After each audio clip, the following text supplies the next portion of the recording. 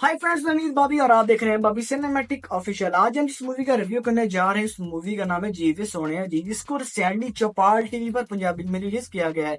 लेकिन कुछ मंथ पहले इसको सिनेमा में रिलीज किया गया था, जहां पर इसका बॉक्स ऑफिस कलेक्शन काफी हाई था। मूवी का स्टोरी लाइन की बात की जाए तो स्टोरी लाइन दो कपल्स के दरमियान घूमती है, जिनको पूरी दुनिया घूमने का शौक होता है। वो अब कैसे आपस में मिलते हैं, कैसे उनकी केमिस्ट्री मैच होती है, वो देखने के लिए आप इस मूवी को देखना होगा।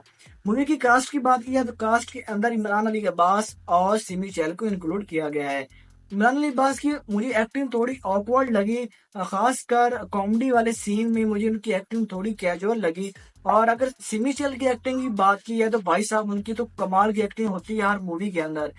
इमरान अली अब्बास ज्यादातर ड्रामों के अंदर ही अच्छी एक्टिंग कर पाते हैं। मूवी का प्रोडक्शन वर्क और सॉन्ग वर्क मुझे बहुत ज्यादा पसंद है, खासकर मूवी के सॉन्ग मुझे बहुत ज्यादा पसंद है।